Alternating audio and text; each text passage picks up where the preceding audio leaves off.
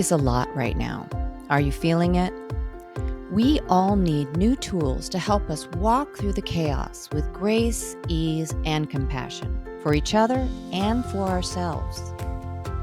In this podcast, you'll hear from parents, educators, and other experts who can bring perspective to the monumental job of parenting. It's time to level up and be warriors for our kids and our communities. This is the Warrior Parent Podcast.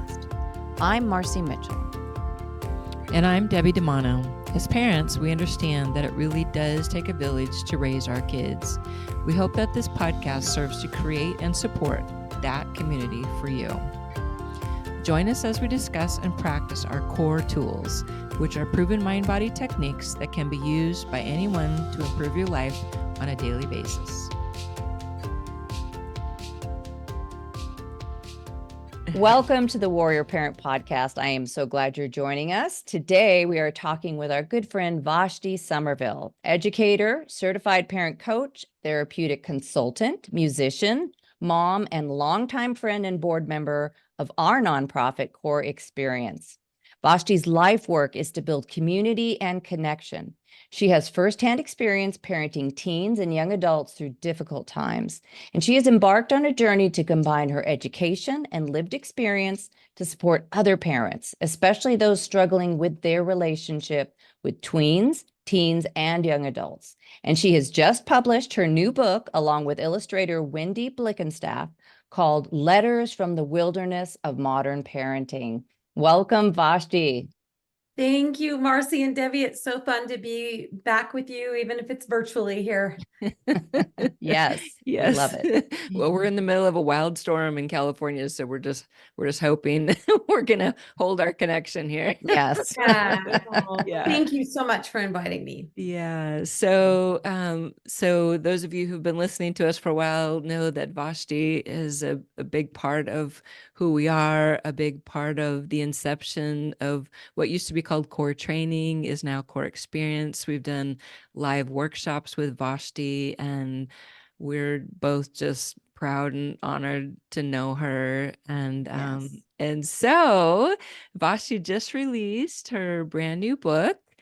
So we're going to let her talk about it, but I have spent the weekend with the book, so I have lots of questions, and I'm super excited. So Vashti, tell us a little bit about your inspiration for the book and why you thought this was important.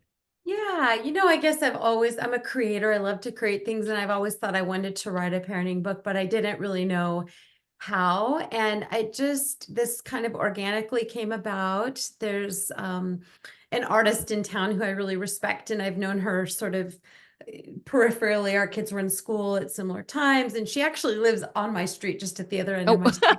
And Handy. I happened to be singing somewhere where she was, and she came up to talk to me afterwards and said, "What are you doing now?" And I told her about my work in mental health, and she just said, "Yeah, I've really been wanting to collaborate with someone. I want to use my artwork for mental wellness." So we met for coffee, and we kind of just shared stories of our works.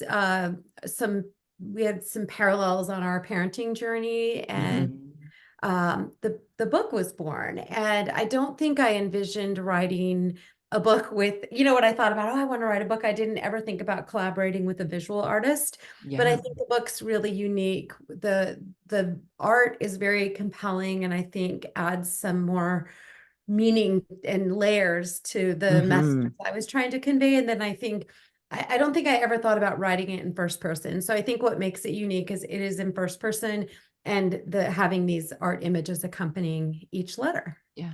Well, I have to say, I think for any parent out there, it is so relatable, right? And mostly because of your authenticity and your vulnerability, as you mentioned.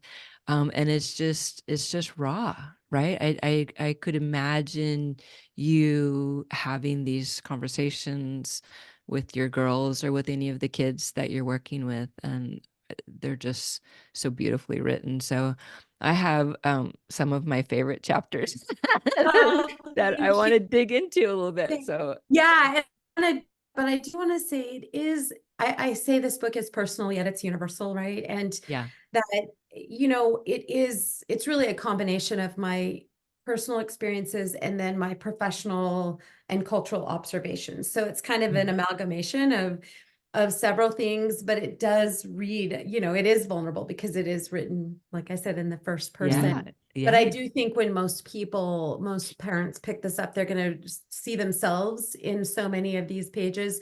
So if something can be a paradox and be personal and universal, that's my book. Yes. Nice. Yeah. Nice.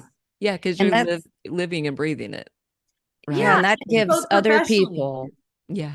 I was just going to say, it gives other people permission to speak about it and feel it, because, so often we're trying to put out this image of the perfect family, and, even though we all know that's not real, sometimes you do need that permission to kind of start to talk about it. And then that's where the good stuff begins, the healing and the opportunity to bridge the gaps between us and our kids. And Yeah, that's so true. And I had a friend read it recently, and she put it really succinctly, something I've been trying to describe. She said, the book makes everyone feel seen. yes, And so so important. it's so important. And for me, that was helping parents not feel alone, right? Sometimes Yeah. when you're struggling, you feel like I'm the only one who's not getting this right. And that is not the case. There's Yeah. so many of us are struggling. There's so many layers to just modern living that are kind of, culture that are contributing to this. So it's helping parents say, oh, wait a minute, other people feel this way.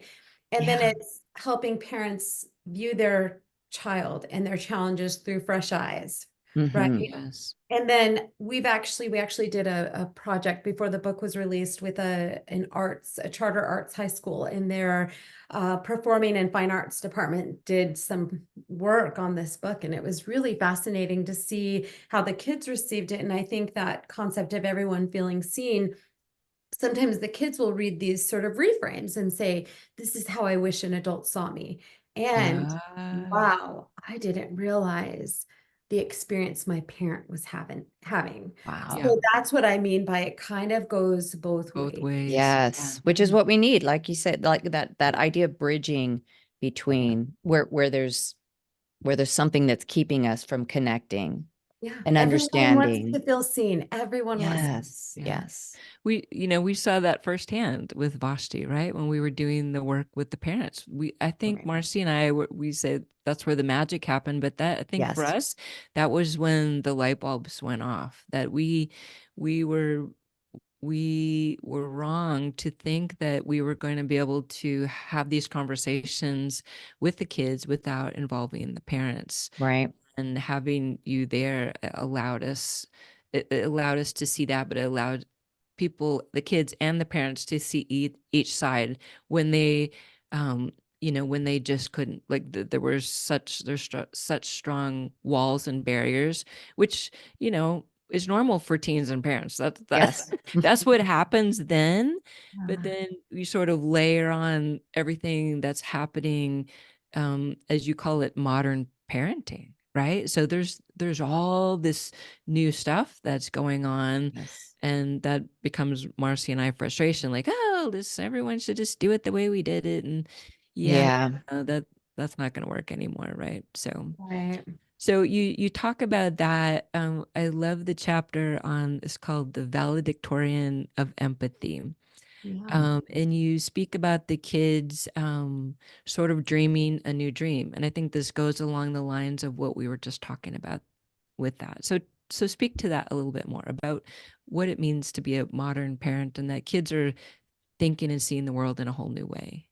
Yeah, I think that chapter for me was, that definitely has some personal relevance. My kids have gifts that maybe not everyone sees, right? They weren't on the awards podium like the kids who were for the big sports achievements or, Mhm. super high academic achievement. And this theory of, there can be multiple intelligence, right? There's people who are very empathetically gifted. They can spot the lonely person in the room and go make a connection. And there are two Yes. to that, but nobody's giving you a reward for that, right? And I think we live in a society of such competition that sometimes kids who, they're maybe average in school, right? Or maybe the school box isn't their thing. They just can Yeah. start to build this narrative of being less than. And I just wanted to give a shout out to those kids who, and parents of those kids who maybe they are feeling less than when they're being measured by this yardstick that everybody is supposed to be measured by. And say, Mm-hmm. oh, you know what? We see you and we see, we see your gifts and feel you have something really valuable to offer the world, even if you didn't graduate with a 4.8 or whatever you can graduate with now, Right. with Right. Yes. AP classes, right? And that it's okay, like you are still seen and Yeah. valuable. Yeah. You mentioned something that Marci and I like bang our head against the wall. We've been trying to get into the schools to introduce social emotional learning, to have schools learn how to take a breath, right? Just some Yeah. very calming things they could have, and so you mentioned that the kids themselves are asking, like, why are we learning this and this and this, and why are we not having classes on communication, not communication as in, right, like media Right, communication, right, Right. right. Human. relationships, Human. yes, resilience, right, neuroscience, like, why is my brain working like this, like, what's going on, Right. how do I connect, to nature, right? So the kids now have that perspective when we never never would Yeah. have had that perspective, right? Yeah.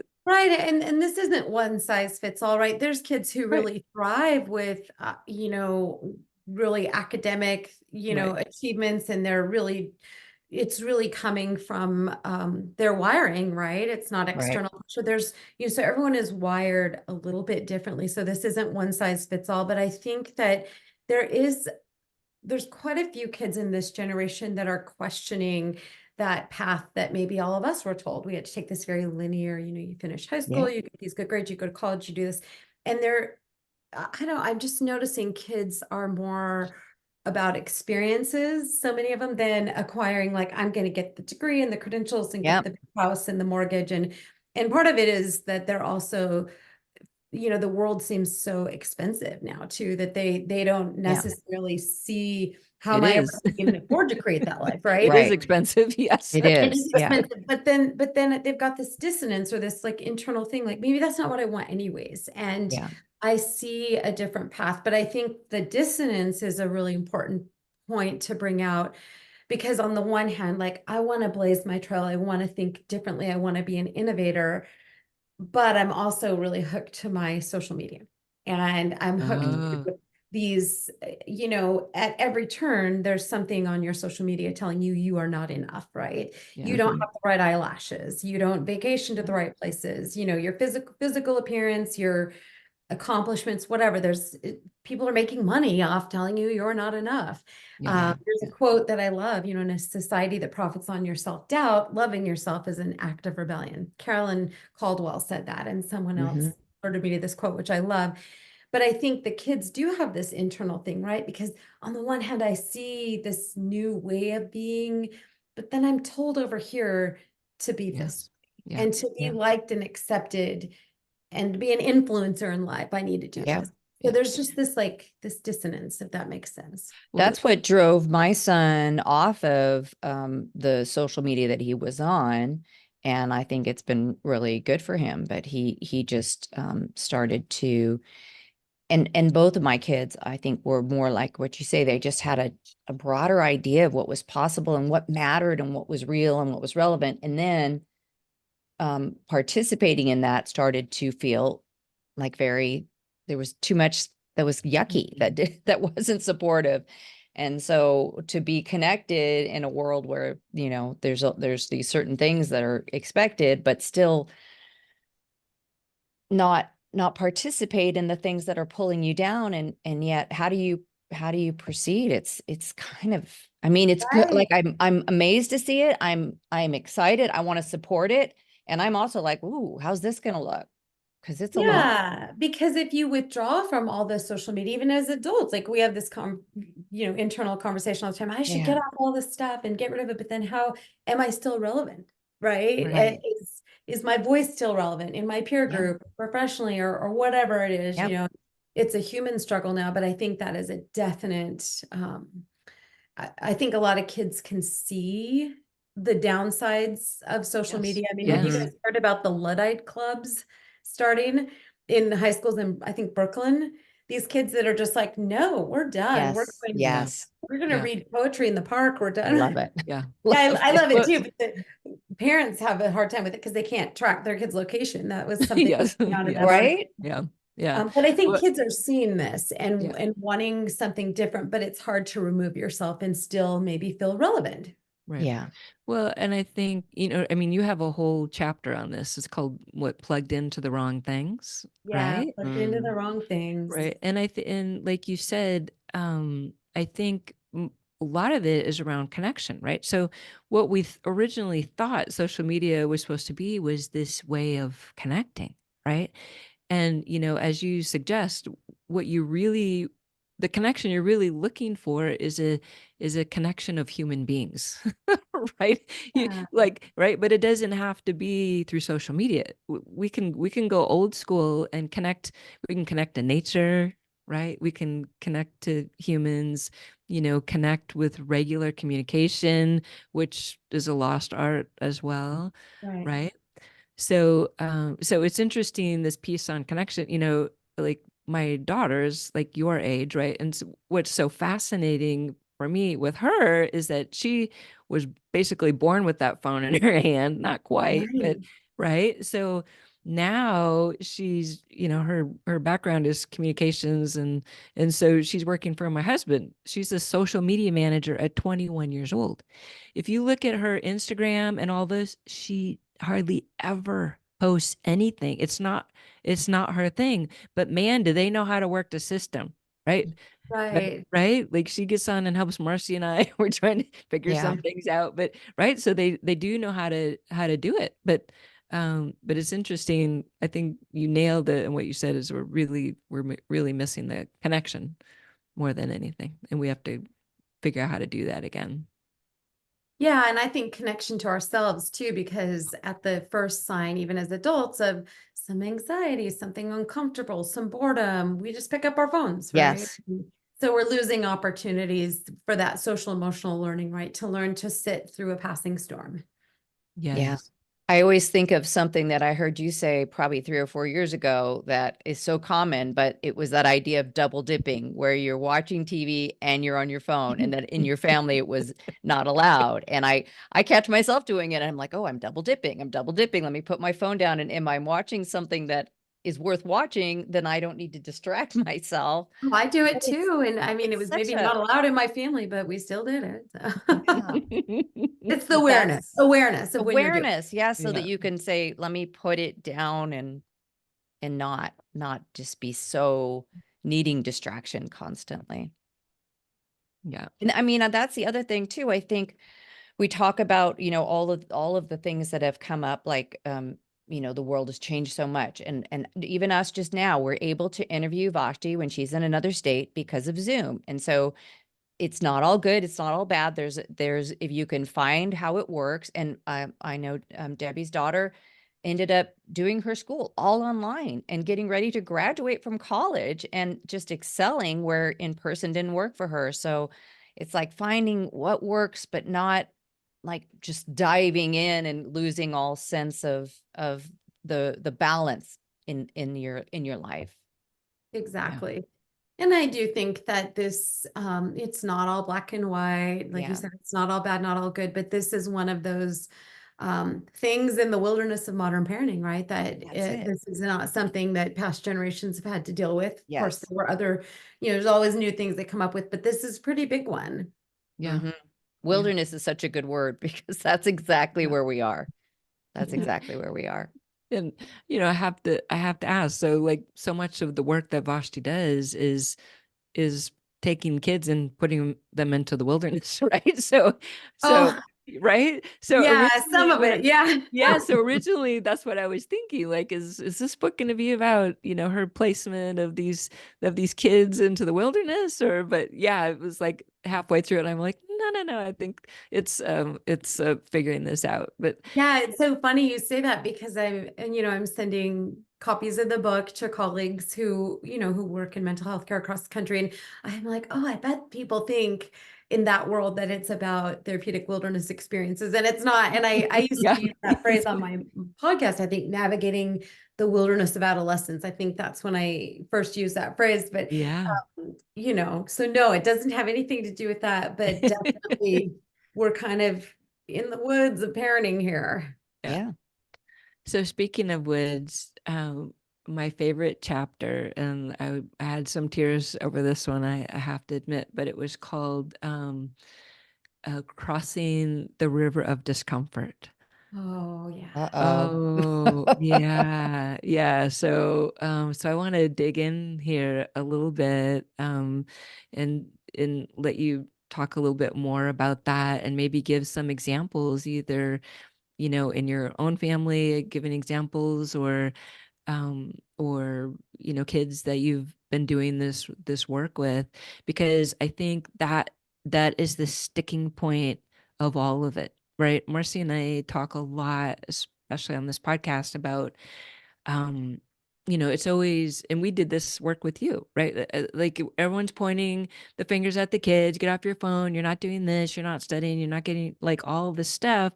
And then we look at the parents, but they're not willing to really dive in and do that work too. And so I want you to speak more, because you're so eloquent around this. But Well, I mean, we talk about social emotional learning, and if we're honest, as adults, we didn't have enough training and we're still muddling through it, right? yeah. Yeah. And I think it impacts our parenting too, because I observe it within myself and with families that I work with.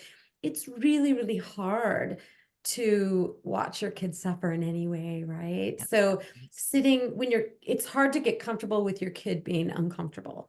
Mhm. And Yeah. that's something really important that we should all be working on, because our kids need to have these challenging experiences to grow and shape them. And when we come in as parents and we can't handle our own anxiety around them being uncomfortable, then we jump into problem solving, Yeah. Yeah. right? Or cheerleading, and none of this really cultivates resilience, right? And ultimately what we desperately need is to create conditions for resilience, because so many kids are suffering, so many parents are suffering.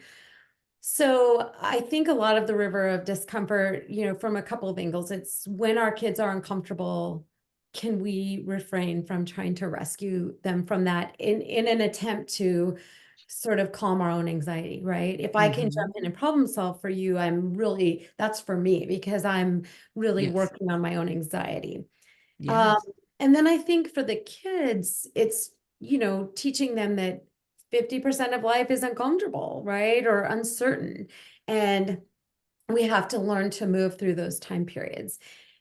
And we're all wired as human beings to not want to leave our comfort zone, even if our comfort Yeah. zone is miserable. We don't want to leave it, right? Yeah. And so stepping out into these unknown waters, it's really challenging as a human being, because we want things to be predictable and in a neat little tidy box. And so I think I make I have this river analogy in that chapter, and I say every time I picked up my kid and carried them through the river's like, haha, that's not how this works. Here's another tributary to cross, right? And so until we can all cross those on our own power, the learning that we're supposed to get doesn't happen.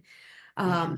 So I think it's twofold, right? Teaching our kids to sit in a level of discomfort and understanding, like, you got to step out of your comfort zone to grow, and this is going to be something you rinse and repeat throughout your life. And then us Yes. as parents saying, you know what, they're struggling. I accept it, and I'm going to let the arc of events play out. Yeah. As long as we don't have a safety issue here, but Right. Right. Yeah. and not insert myself. I got that from a book I'm totally loving right now called Good Inside by Becky Kennedy.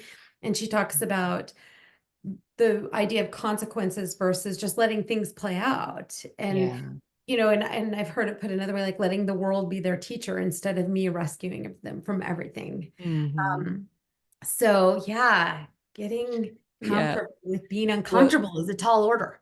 Yes, it yeah. Well, is. you Yes, it talk about is. the bravery of both sides, right? Having to step into this. And I think if you can let your child know that you're doing your best and you're trying to be brave yourself in this and that you're also uncomfortable, right? Then it's a win-win sort of for everyone. I love how Yeah. you say, how do you say it? So you're going through the currents of the unknown to be cleansed, refreshed, polished, and transformed in ways that only the river of discomfort can provide. I'm getting a little choked up reading it, but it's like, Aw. I feel like that is so profound. Like if, Yeah. right? Like that's just feels like poetry to me. But if every parent could understand that everyone's going to be a little bit polished if they can get across the river, right? Yeah, and I love what you just said about kind of admitting to your kids that it's hard for you, right? That's humanizing Mhm. yourself and also saying, Yeah. I too struggle being uncomfortable. Yes. It's a human thing, right? So you're Yeah. normalizing it instead of pretending like I'm never uncomfortable. Life's never uncomfortable for me. Right. Yeah. So I love that idea of just saying it. And there's a lot of research out of the Yale Center for Emotional Intelligence. I think I got that right. By someone named Ellie Leibovitz, and wonderful. He's a wonderful Mm. author and researcher, and Mhm. he's talked about how there's a lot of research supporting that when parents make accommodations for kids who are experiencing anxiety or have OCD or some different diagnoses, Mm-hmm. that the research shows that those accommodations, and I think we could also insert problem solving into for accommodations, right? That those actually make the anxiety worse. They make the presenting problem worse. They're not truly supporting this kid and bringing healing and resilience and all the things that we want. So his research shows that true support is validating, right? You're going to validate this experience is hard for you. I can Mm-hmm. see that this is hard. And then you're going to express confidence in Yes. your confidence in your child's ability to handle the distress, Yeah. right? This is Mm. hard for you. And I'm confident in your ability to handle, Yes. in your ability to learn your way through anything. And that the research shows that's true support as opposed to problem solving, accommodating, snowplow parenting, whatever you want to call it. Yeah. Helicoptering. Yes. Helicopter, yeah, all the words. Yeah. Yes. Yeah. We can go on and on about that, but Yeah. I always just end up feeling bad after that I know, conversation. right? I tell everybody, like, there's no judgment or shame coming from me. Like, Right. I'm in the big messy boat with you. I think I even put that in the Yes. forward. Yes, you did. I point the finger at myself. I've done all these things. In terms of, I can't handle my anxiety. I'm going to problem solve for you. Yeah. Yes. It's interesting for me as you talk about this because it just takes me to these moments with my son who is really emotionally intelligent and has come through a lot, but there's times that he's basically, sharing something really difficult with me and I'm wanting to go right into that problem solving or um he has a habit of, well, he tends to be kind of negative. So he's saying this, I'm that and this, and I'm jumping right in with, no, you're not, no, that's not. And he'll say to me, I just need you to hear me right now. I need to, and I'm like, Right. okay, and it's Right. challenging because yeah, I don't want to hear the negative stuff. And yet, and I want to jump right into, you can do it, or you could try this, but it's a good skill, just that awareness that, okay, now is my time to just let you speak and Yeah. hear it. And then again, show the confidence. Well, Yeah. Now's my time to swim in my river of discomfort Oh and man. And it to is sit. yeah. Yeah. uncomfortable. Yes. And just Well, naming that, like, this is super uncomfortable Yes. for me. I mean, maybe just within your own head, not necessarily, Yes. but I'm gonna sit here and let this have a beginning, middle, and end, and not insert or get yeah. too involved. Yeah. Well, Marci and Exactly. I come from this world of thoughts are things, right? So, right. So we've Yeah. had a lot of training in this. And in fact, Vashti has a chapter on this too, right? So that thoughts are not facts, right? And it's sort of like meditation practice that Marci and I talk about a lot, that you can have these thoughts, but, but, you know, but swimming around in in them and fertilizing those thoughts, as you say, and watering them and throwing sunshine on them. Like we start to believe that shit, right? Yeah. Or we can teach them and allow them and ourselves to have the thought and let it be as clouds. That's what Marci does so beautifully in her meditation. Like, it's the same thing, right? Thoughts will come up, you can just let them pass by, and to know that that's all those things are. Yeah. And I think understanding some thoughts or feelings are very real. We have loss in life. We lose a Yeah. pet, we lose someone we love. There's something really hard going on socially. Those are more than just clouds, right? But we Yes. still have to learn to sit with those. But then Yeah. there's also this idea that I don't know what percentage. I mean, I have no scientific basis for this, but like 90% of our thoughts are just neurons firing and just that chatter that exists for all of us. So Right. knowing when it's just chatter too, and like, whoa, okay, I'm creating a whole story here that doesn't need to be. And that's like a cloud I can let go instead of like water it, right? Right. But that there's also things that come up that are really real and really hard. Mhm. And those might be a bigger storm that sits, you have to sit in for a little bit longer. And it's knowing the difference too, right? It's knowing Right. what deserves attention and energy Right. and what is just the brain chattering. And that's hard, but that's part of that learning. Yeah. And Yeah. it always starts with just a pause and then the awareness. Like before Yeah. you leap into Mhm. whatever, before you leap into the fixing or whatever, you take a pause and say, okay. And then even the other thing it's related, but that I love is when you turn to the person who's sharing and your kid or whatever, and you say, and you ask them, what do you need from me right now? What does support look like? What do you want me just to hear you, or are you looking for some solutions, or how asking these questions and letting them think, well, wait, why am I doing this? What do I want? No, I just need to talk right now. I Okay, love I'm that. here That for probably you. works in marriages too. Yes. Yes. Oh, Yeah. hell yes. Yes. Yes. Yeah.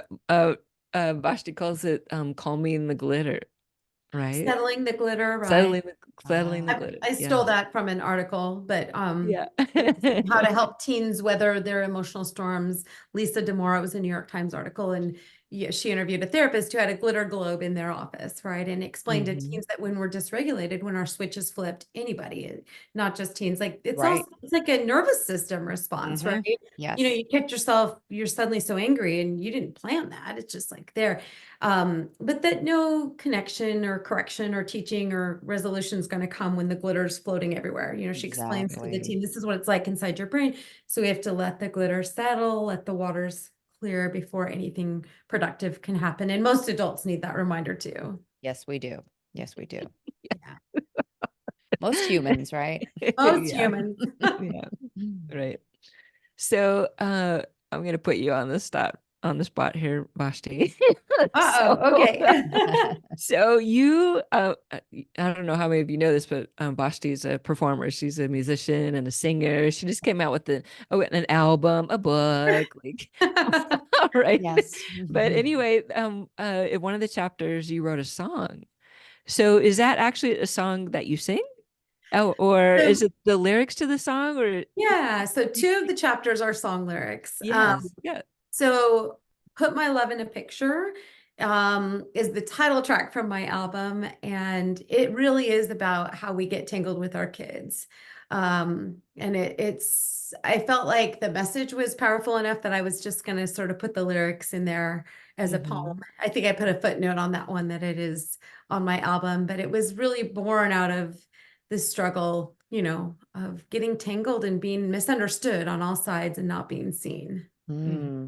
Tangled with your kids. I love that. That's like everything you say is so visual. I immediately see it in my head. I'm like, oh yeah, the wilderness, tangled with my kids, getting polished in a river.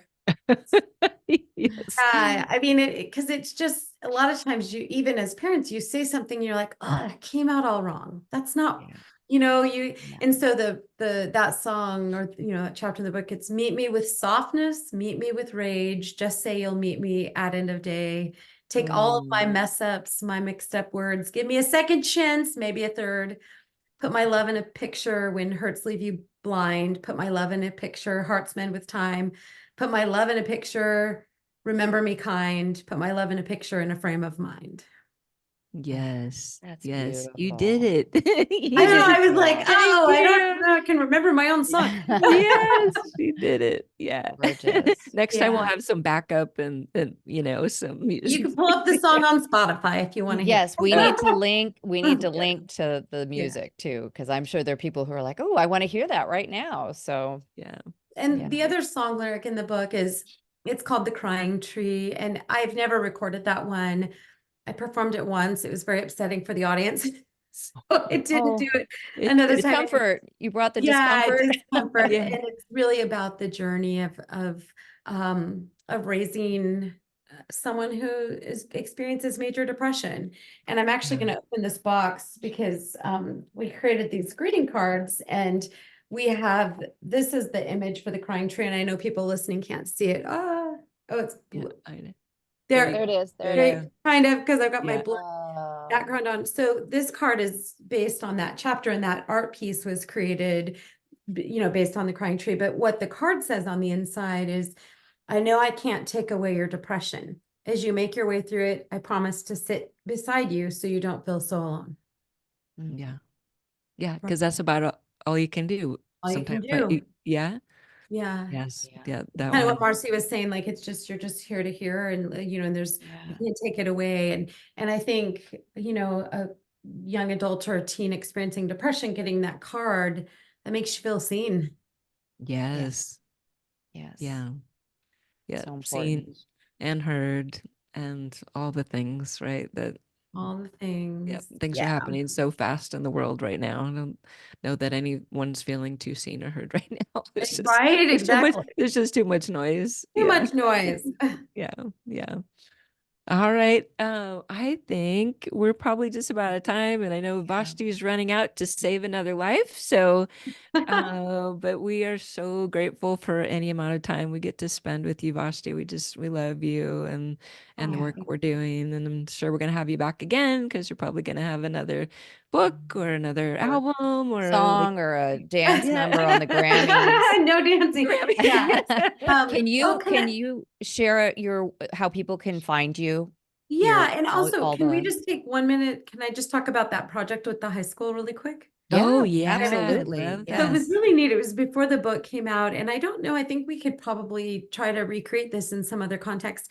So a teacher wanted her advanced dance classes to be able to create some pieces based on some of the work from the book. And so I sent a manuscript. It was before it was published, and I went and spoke to the kids, and they, I was like, I don't know what this will be like, but they chose 7 pieces, including Put My Love in a Picture.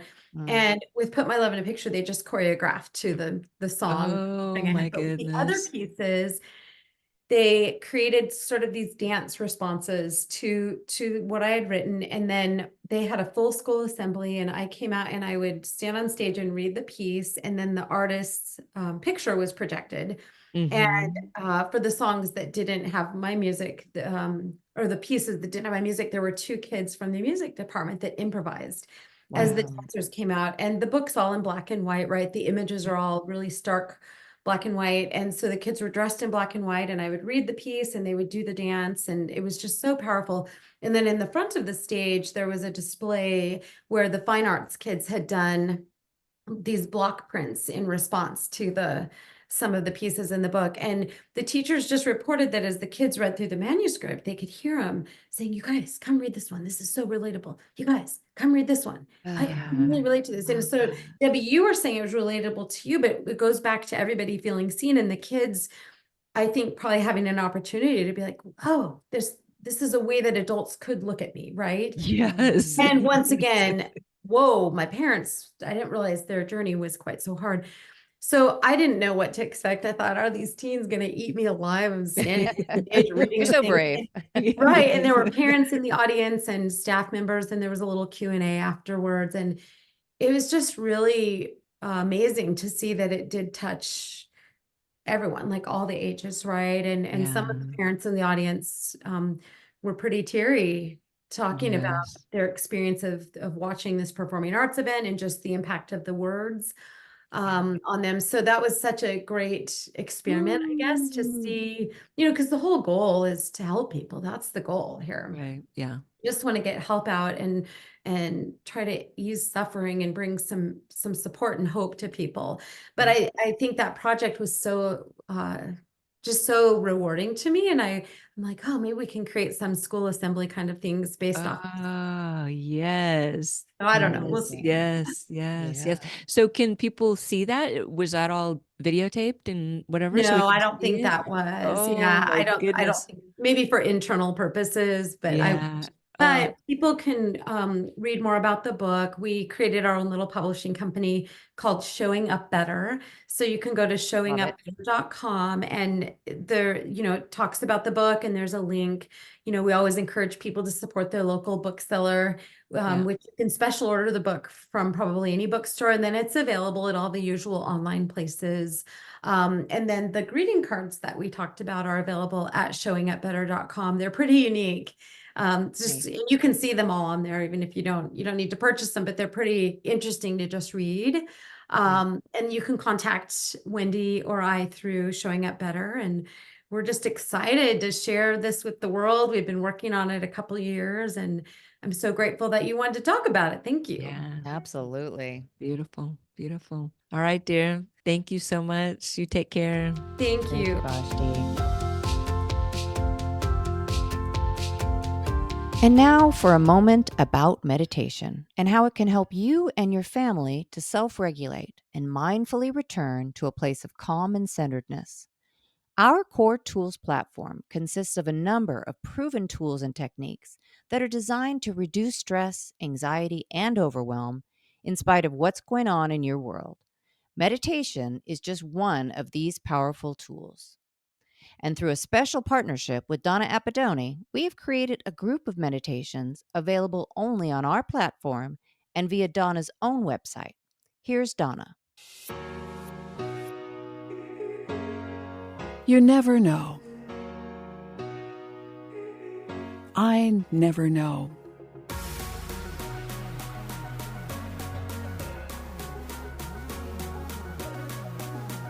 I'm so glad about what I don't know. If I knew, I might worry or judge. I don't know, so I stay in the present. I'm Donna Appadoni, and I'm the person who writes and produces meditations for Cour Experience. 3 of the most powerful words you can speak are, I don't know. By acknowledging that you don't know everything, you give yourself permission to learn. You open yourself up to answers that are beyond what you know right now. You learn and you grow. You fill your mind with information and you fill your heart with love. Remember, whatever's happening with you right now, you can do anything you set your mind to do. My empty hands can give and receive.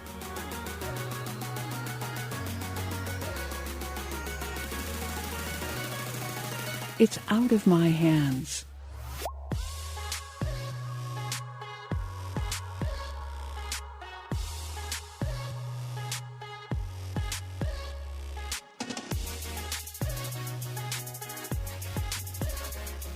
My hands are empty.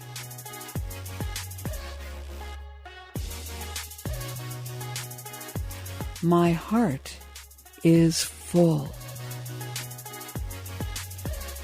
Donna's book, called Drive Time Meditations, is a collection of 183 of her purpose-driven motivators. Drive Time Meditations is available on Amazon. Thank you for listening to the Warrior Parent Podcast. You can find us at courexperience.org. Make sure you join us next week for another informative conversation to help you and your family show up mindfully, purposefully, and joyfully with each other and in your community. Our meditation segment is produced by Donna Appadone with music from Scott Holmes. The full collection of meditations is in Donna's book, Drive Time Meditations, available on Amazon and at donnaappadone.com. Thanks to Samuel Hale, LLC, for sponsoring this podcast. Technical and marketing support comes from Inspire Your Brand. Our podcast editor is Justin Beeden. Opinions expressed by guests do not necessarily reflect those of the hosts, producers, or financial supporters. I'm Debbie DiManno. And I'm Marci Mitchell. The Warrior Parent Podcast is a production of Cour Experience. If you resonate with the idea of creating a community to help support kids and families, won't you join us by following the podcast and sharing this episode? You can even write a review. It truly does take a village, and we appreciate you.